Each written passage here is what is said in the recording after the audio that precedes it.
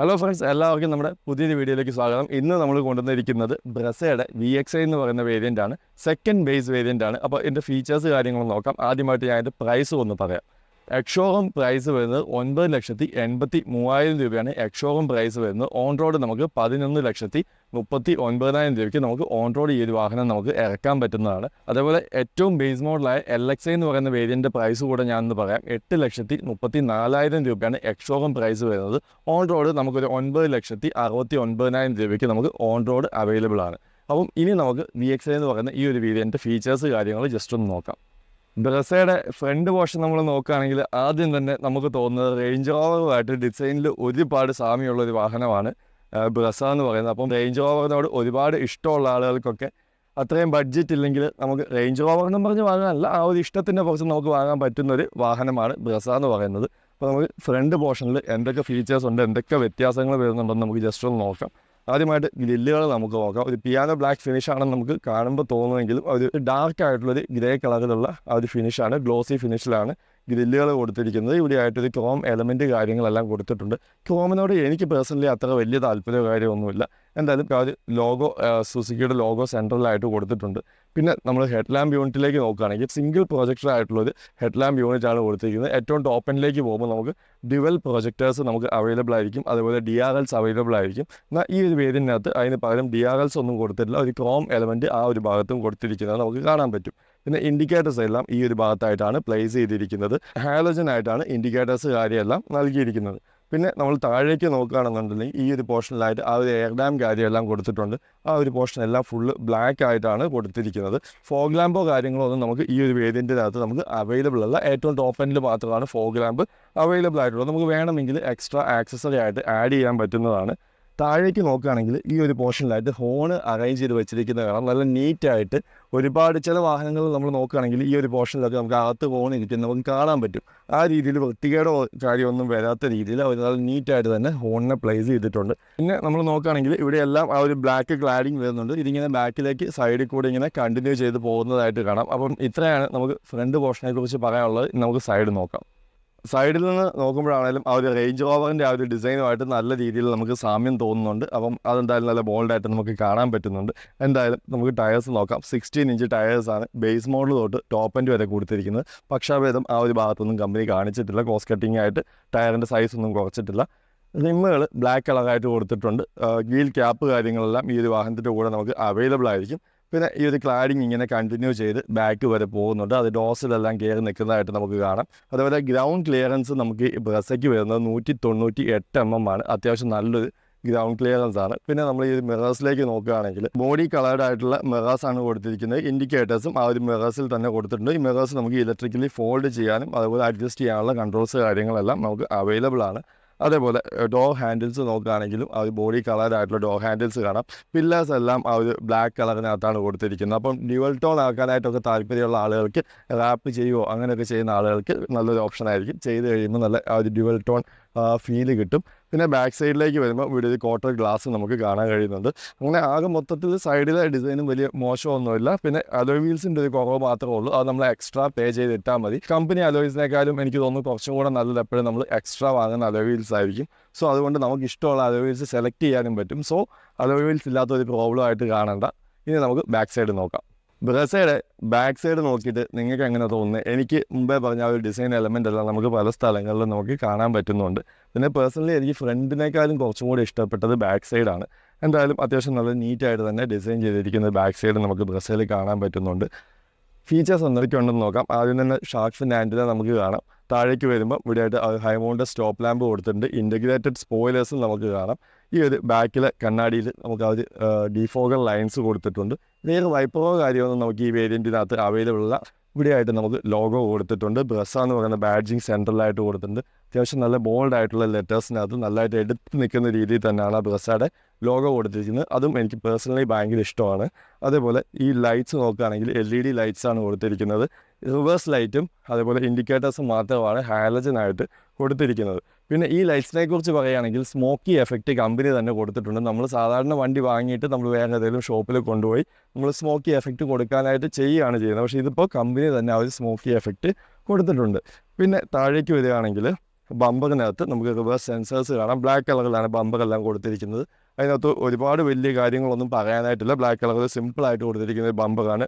Reverse camera കാര്യമൊന്നും നമുക്ക് ഈ ഒരു വേരിയൻറ്റിനകത്ത് നമുക്ക് അവൈലബിൾ അല്ല. താഴേക്ക് വരുമ്പോൾ നമുക്ക് സ്കിപ്പ് ലൈറ്റോ കാര്യങ്ങളോ ഒന്നും കൊടുത്തിട്ടില്ല. അത് ഒരു പോരായ്മയായിട്ട് എനിക്ക് തോന്നുന്നു. സ്കിപ്പ് ലൈറ്റും കൂടെ ഉണ്ടായാൽ കുറച്ചും കൂടെ ബ്യൂട്ടിഫുൾ ആയെന്ന് തോന്നുന്നു.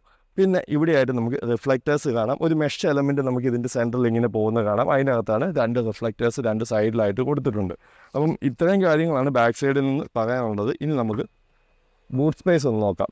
328 ലിറ്ററാണ് ബ്രസയ്ക്കകത്ത് നമുക്ക് ബൂട്ട് സ്പേസ് കിട്ടുന്നത്. പിന്നെ ടയേഴ്സ് എല്ലാം ഇതിൻ്റെ അടിയിൽ തന്നെ ആ ഒരു സ്പെയർ വീൽസ് കൊടുത്തിട്ടുണ്ട്. 16 ഇഞ്ച് ടയേഴ്സ് തന്നെയാണ് സ്പെയർ വീൽസും കൊടുത്തിരിക്കുന്നത്. അതിനകത്ത് പിശുക്കോ കാര്യമൊന്നും കാണിച്ചിട്ടില്ല. പിന്നെ ടൂൾസ് കാര്യങ്ങളെല്ലാം ഈ സൈഡിലായിട്ട് നല്ല നീറ്റായിട്ട് തന്നെ അറേഞ്ച് ചെയ്ത് വെച്ചിട്ടുണ്ട്. അതിങ്ങനെ കവറിനകത്തിട്ട് ചുമ്മാ അവിടെ ഇവിടെ ഇട്ടേക്കൊന്നുമല്ല, നല്ല നീറ്റായിട്ട് തന്നെ അറേഞ്ച് ചെയ്തിട്ടുണ്ട്. പിന്നെ ഒരുപാട് താഴ്ന്ന ബൂട്ട് സ്പേസ് അല്ലാത്തതുകൊണ്ട് നമുക്ക് സാധനങ്ങൾ വെക്കാനും എടുക്കാനും കുറച്ചും കൂടെ ഈസി ആയിരിക്കും. പിന്നെ വേണമെങ്കിൽ നമുക്ക് ഇങ്ങനെ കയറി ഇരിക്കാനൊക്കെ പറ്റും. അപ്പം അങ്ങനെ അഡ്വാൻറ്റേജ് കാര്യമൊക്കെ ഉണ്ട്. പിന്നെ ഇവിടെയായിട്ട് നമുക്കൊരു ഹുക്ക് കാണാൻ പറ്റും. അതിനിടയ്ക്ക് എൻ്റെ വാച്ചും പൊട്ടിപ്പോയി. ഓക്കെ, പിന്നെ പാർസൽ ഡ്രൈവോ കാര്യങ്ങളോ ഒന്നും നമുക്ക് ഈ ഒരു വേരിയൻറ്റിനകത്ത് അവൈലബിൾ അല്ല. 2 സൈഡിലായിട്ട് ഇവിടെ ഇങ്ങനെ ചെറിയ സ്പേസ് കൊടുത്തിട്ട് നമുക്ക് എന്തെങ്കിലും ചെറിയ സാധനങ്ങളൊക്കെ സൂക്ഷിക്കാനായിട്ട്. അപ്പം ഇത്രയും കാര്യങ്ങളാണ് ബാക്ക് സൈഡിൽ നിന്ന് പറയാനുള്ളത്. ഇനി നമുക്ക് ഉള്ളിലേക്ക് കയറി നോക്കാം. ഇൻറ്റീരിയറിലേക്ക് കയറുന്നതിന് മുന്നായിട്ട് ഞാൻ നിങ്ങളെ കീ കാണിച്ചു തരാം. ഇതാണ് കീ വരുന്നത്. നമ്മൾ സാധാരണ സുഖിക്കുന്ന വാഹനങ്ങളെല്ലാം കണ്ടിട്ടുള്ള ആ ഒരു കീ തന്നെയാണ്. 2 കീക്കകത്തും ആ ഒരു റിമോട്ട് കൺട്രോൾ കാര്യങ്ങളെല്ലാം കൊടുത്തിട്ടുണ്ട്. ഇനി നമുക്ക് ഡോർ പാഡ് നോക്കാം. ഫുള്ളി ബ്ലാക്ക് ആയിട്ടുള്ളൊരു തീമിനകത്താണ് ഡോർ പാഡ് മാത്രം ഇൻറ്റീരിയർ മൊത്തം ഡിസൈൻ ചെയ്തിരിക്കുന്നത്. ഈ ഒരു പോർഷനിലേക്കൊക്കെ നോക്കുകയാണെങ്കിൽ ഒരു ഫാബ്രിക്സ് അല്ലെങ്കിൽ തുണി പോലത്തെ മെറ്റീരിയൽ എന്നൊക്കെ നമുക്ക് പറയാം. ആ ഒരു രീതിയിലാണ് ഇവിടം കൊടുത്തിരിക്കുന്നത്. ഈ ഒരു പോർഷനും എല്ലാം നമുക്ക് ഹാർഡ് പ്ലാസ്റ്റിക്സിലാണ് ചെയ്തിരിക്കുന്നത്. ഇവിടേക്ക് വരുമ്പോൾ നമ്മൾ ആ ഒരു ഫോട്ടോ പവർ വിൻഡോയുടെ കൺട്രോൾസ് കാര്യമെല്ലാം ഈ ഒരു ഭാഗത്തായിട്ട് കൊടുത്തിട്ടുണ്ട്. ആ ഒരു മിറേഴ്സ് നമുക്ക് ഇലക്ട്രിക്കലി ഫോൾഡ് ചെയ്യാനും അഡ്ജസ്റ്റ് ചെയ്യാനുമുള്ള കൺട്രോൾസ് ഈ ഒരു ഭാഗത്തായിട്ട് അതിൻ്റെ നോബ് കാര്യമെല്ലാം കൊടുത്തിട്ടുണ്ട്. താഴേക്ക് വരുമ്പോൾ ഇവിടെയായിട്ട് ചെറിയ സ്റ്റോറേജ് സ്പേസ്, ഇവിടെയായിട്ടൊരു ബോട്ടിൽ ഹോൾഡർ കാര്യങ്ങളെല്ലാം നമുക്ക് അവൈലബിൾ ആണ്. സ്പീക്കേഴ്സ് ഈ ഒരു ഭാഗത്തായിട്ട് നമുക്ക് കാണാം. 4 സ്പീക്കേഴ്സാണ് ഈ ഒരു വാഹനത്തിനകത്ത് നമുക്ക് വരുന്നത്. പക്ഷേ ഈ ഒരു ഭാഗത്തായിട്ട് ചെറിയൊരു ട്വീറ്ററൊക്കെ വെക്കാൻ പറ്റുന്ന രീതിയിൽ ഒരു ചെറിയ സ്പേസ് കൊടുത്തിട്ടുണ്ട്. പക്ഷേ ട്വീറ്റർ നമുക്ക് ഈ ഒരു വാഹനത്തിൻ്റെ ഈ ഒരു വേരിയൻറ്റിനകത്ത് നമുക്ക് അവൈലബിൾ അല്ല. അപ്പം ഇത്രയും കാര്യങ്ങളാണ് ഡോർ പാഡിനെ കുറിച്ച് പറയാനുള്ളത്. ഇനി നമുക്ക് ഇൻറ്റീരിയറിലേക്ക് കയറി നോക്കാം. ഇൻറ്റീരിയറിലേക്ക് കയറുമ്പോൾ നമ്മൾ ആദ്യം തന്നെ പറയേണ്ടത് സീറ്റ്സ് ഹൈറ്റ് അഡ്ജസ്റ്റ് ചെയ്യാനുള്ള ഓപ്ഷൻ കൊടുത്തിട്ടുണ്ട്. മാനുവലിയിലാണ്, ഇലക്ട്രിക്കലി ഒന്നുമല്ല. എങ്കിലും അത് കൊടുത്തത് നല്ല കാര്യമാണ്.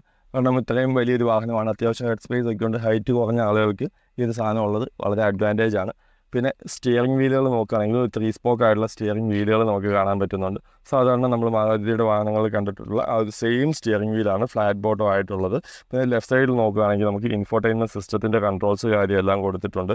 പിന്നെ താഴേക്ക് നോക്കുമ്പം ആ ഒരു കോൾസ് അറ്റൻഡ് ചെയ്യാനും ആ ഒരു വോയിസ് കമാൻഡ് കൺട്രോൾസ് കാര്യങ്ങളെല്ലാം കൊടുത്തിരിക്കുന്ന കാണാം. ലെതർ റാപ്പോ കാര്യങ്ങളോ ഒന്നും സ്റ്റിയറിംഗിൽ കൊടുത്തിട്ടില്ല. സാധാരണ സ്റ്റിയറിംഗ് ആണ് നമുക്ക് കാണാൻ പറ്റും. പിന്നെ നമ്മൾ നോക്കുകയാണെങ്കിൽ ഇൻസ്ട്രുമെൻറ്റ് ക്ലസ്റ്റർ ഒരു അനലോഗ് ആയിട്ടാണ് കൊടുത്തിരിക്കുന്നത്. സെൻട്രലായിട്ട് ചെറിയൊരു MID നമുക്ക് കാണാനായിട്ട് പറ്റും. അത്യാവശ്യം ഡീറ്റെയിൽസ് കാര്യമെല്ലാം നമുക്ക് ഇതിൽ നിന്ന് അറിയാൻ പറ്റുന്നുണ്ട്. പിന്നെ ഇൻഫോർടൈൻമെൻറ്റ് സിസ്റ്റം നമുക്ക് ഈ ഒരു വാഹനത്തിൽ അത് അവൈലബിൾ ആണ്.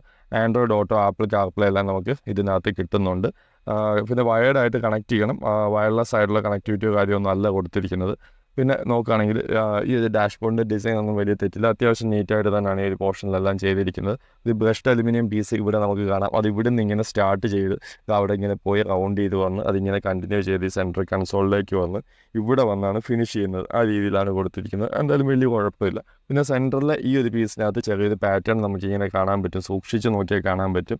അതൊക്കെ ഒരു ഹാർഡ് പ്ലാസ്റ്റിക്സ് ആണെങ്കിൽ പോലും അതായത് കുറച്ചും കൂടെ നീറ്റായി കുറച്ചും കൂടെ ഭംഗിയാക്കാനായിട്ട് ഹെൽപ്പ് ചെയ്യുന്നുണ്ട്. ഓട്ടോമാറ്റിക് ക്ലൈമറ്റ് കൺട്രോൾ നമുക്ക് കിട്ടുന്നുണ്ട് ഈ ഒരു വേരിയൻറ്റിനകത്ത്.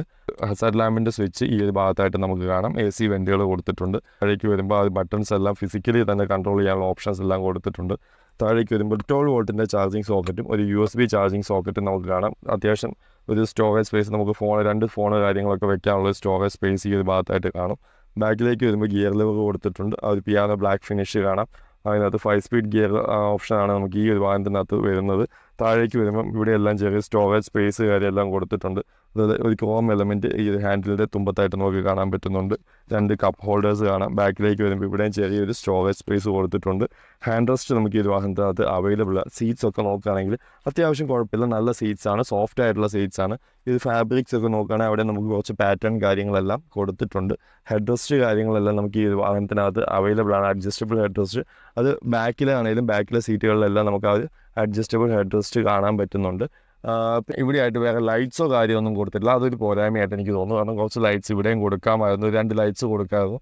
മൈക്കാണെന്ന് തോന്നുന്നു. ഈ ഒരു ഭാഗത്ത് മൈക്കിൻ്റെ ആ ഒരു ഏരിയ കൊടുത്തിട്ടുണ്ട്. ഓട്ടോമാറ്റിക് കൺട്രോളിംഗ് ഒന്നും അല്ല, നമ്മൾ മാനുവലി തന്നെ നമ്മൾ കൺട്രോൾ ചെയ്യണം. ഒരു ലൈറ്റ് ഈ ഒരു ഭാഗത്തായിട്ടും ലൈറ്റ്സ് കൊടുത്തിട്ടുണ്ട്. സൺഷെയ്ഡിനകത്ത് മിറർ കൊടുത്തിട്ടില്ല. ടിക്കറ്റ് ഹോൾഡർ ഉണ്ട്. ഈ ഒരു ഭാഗത്ത് മിറർ നമുക്ക് അവൈലബിൾ ആണ്. അപ്പം ഇത്രയും കാര്യങ്ങളൊക്കെയാണ് നമുക്ക് ഇൻറ്റീരിയറിനകത്തുനിന്ന് പറയാനുള്ളത്. ആദ്യം തന്നെ പറയാനുള്ള കാര്യം, നല്ല സ്പേഷ്യസ് ആണ്. നമുക്ക് ഇരിക്കുമ്പോൾ ഇതുവരെ കാലൊക്കെ ഉള്ളിലേക്ക് വെക്കാൻ പറ്റും. ഞാൻ എൻ്റെ കംഫർട്ടിനാണ് ഫ്രണ്ടിലെ സീറ്റുകൾ ഇട്ടിരിക്കുന്നത്. എന്നിട്ടും അത്യാവശ്യം നല്ല രീതിയിൽ ആ ഒരു എന്താ പറയുക, നീ സ്പേസ് നമുക്ക് കിട്ടുന്നുണ്ട്. റിയർ AC വെൻറ്റ് കൊടുത്തിട്ടുണ്ട്. ഈ ഒരു വേരിയൻറ്റിനകത്ത് റിയർ AC വെൻ്റ് എന്ന് പറയുമ്പോൾ നല്ല കാര്യമാണ്. ചാർജിങ് സോക്കറ്റ് കാര്യമൊന്നും കൊടുത്തിട്ടില്ലായിരുന്നു. അതൊക്കെ ബേസിക്കായിട്ട് ഒരെണ്ണമെങ്കിലും കൊടുക്കേണ്ടതാണ്. അത് ആ ഒരു കാര്യം മിസ്സിങ് ആയിട്ട് തോന്നുന്നു. റിയർ അഡ്ജസ്റ്റബിൾ ഹെഡ് റെസ്റ്റ് കൊടുത്തിട്ടുണ്ട്. അത്യാവശ്യം കംഫർട്ടബിളായിട്ട് സീറ്റിനകത്ത് ഇരിക്കാൻ പറ്റും. പിന്നെ അത്യാവശ്യം നല്ല ഹെഡ് സ്പേസ് വരുന്നുണ്ട്. അതുകൊണ്ട് തന്നെ നമുക്ക് തല മുട്ടുന്ന പ്രശ്നമോ കാര്യമൊന്നും വരുന്നില്ല. പിന്നെ ഇവിടെ ഒരു ക്വാർട്ടർ ഗ്ലാസ് ഉള്ളത് കൊണ്ട് തന്നെ നമുക്ക് ആ ഒരു ക്ലോസ്ഡ് ആയിട്ടുള്ള ഫീലോ കാര്യമൊന്നും വരുന്നില്ല. ഇവിടെ ലൈറ്റ് ഒരെണ്ണം കൊടുത്തിട്ടുണ്ട്. അപ്പം ഓൾമോസ്റ്റ് കംഫർട്ടബിൾ ആണ്. ഇവിടെ എന്തെങ്കിലും സാധനങ്ങൾ തൂക്കിയിടാനുള്ള സ്പേസ് കൊടുത്തിട്ടുണ്ട്. ഫയൽ പോക്കറ്റ് കൊടുത്തിട്ടുണ്ട്. പവർ വിൻഡോ വരുന്നുണ്ട്. കൈ വെക്കുന്ന പൊസിഷൻ നോക്കട്ടെ. എനിക്ക് കൈ വെക്കുന്ന ഈ ഒരു പൊസിഷൻ എല്ലാം പെർഫെക്റ്റ് ആണ്. അപ്പം ബാക്ക് സൈഡും വലിയ തെറ്റൊന്നുമില്ല. അപ്പം ഇത്രയാണ് ഉള്ളിൽ നിന്ന് പറയാനുള്ളത്. പിന്നെ ബ്രസയ്ക്കകത്ത് നമുക്ക് അവൈലബിൾ ആയിട്ടുള്ള എഞ്ചിൻ എന്ന് പറയുമ്പോൾ 1.5 ലിറ്റർ 4 സിലിണ്ടർ എഞ്ചിനാണ് നമുക്ക് കിട്ടുന്നത്. നല്ല സ്മൂത്തായിട്ട് നല്ല റിഫൈൻഡ് ആയിട്ടുള്ള ഒരു എഞ്ചിനാണ് നമുക്ക് ബ്രസയ്ക്കകത്ത് കിട്ടുന്നത്. പിന്നെ 101 BHP പവറും 137 Nm ടോക്കുമാണ് ബ്രസയിൽ പ്രൊഡ്യൂസ് ചെയ്യുന്ന പവർ എന്ന് പറയുന്നത്. ഗിയർ ബോക്സ് നമുക്ക് അവൈലബിൾ ആയിട്ടുള്ളത് ഒരു 5 സ്പീഡ് മാനുവൽ ട്രാൻസ്മിഷനും ഒരു ടോക്ക് കൺവീറ്റർ 6 സ്പീഡ് ട്രാൻസ്മിഷനുമാണ് അവൈലബിൾ ആയിട്ടുള്ളത്. അതുപോലെ CNGയിലും പെട്രോളിലും നമുക്ക് ബ്രസ അവൈലബിൾ ആണ്. പിന്നെ 19 കിലോമീറ്ററാണ് പെട്രോൾ മാനുവലിന് കമ്പനി അവകാശപ്പെടുന്ന മൈലേജ്. 19.8 കിലോമീറ്ററും 25 കിലോമീറ്ററാണ് CNGയിൽ കമ്പനി അവകാശപ്പെടുന്ന മൈലേജും. അപ്പോൾ ഇത്രയൊക്കെയാണ് ബ്രസയുടെ എഞ്ചിനെ കുറിച്ച് പറയാനുള്ളത്. അപ്പോൾ ഫ്രണ്ട്സ്, ഇത്രയൊക്കെയാണ് VXi ബ്രസയെക്കുറിച്ച് നമുക്ക് പറയാനുള്ളത്. അപ്പോൾ നിങ്ങൾക്ക് എന്തെങ്കിലും ഡീറ്റെയിൽ ആയിട്ട് അറിയണം, ലോണ്, EMI, ഡൗൺ പേയ്മെൻറ്റ്, അങ്ങനെ എന്ത് ഡീറ്റെയിൽസ് അറിയണം എന്നുണ്ടെങ്കിൽ നിങ്ങൾ താഴെ കൊടുത്തിരിക്കുന്ന നമ്പേഴ്സിൽ വിളിക്കുക. അതേപോലെ എല്ലാ മാസവും ഓഫേഴ്സ് ചേഞ്ച് വരും. അപ്പോൾ അതൊക്കെ അറിയാനായിട്ട് നിങ്ങൾ താഴെ കൊടുത്തിരിക്കുന്ന ഈ നമ്പറിനകത്ത് വിളിച്ചാൽ മതി. വീഡിയോസ് ഇഷ്ടപ്പെടുന്നുണ്ടെങ്കിൽ ചാനൽ സബ്സ്ക്രൈബ് ചെയ്യുക, സപ്പോർട്ട് ചെയ്യുക. Thank you for watching this video.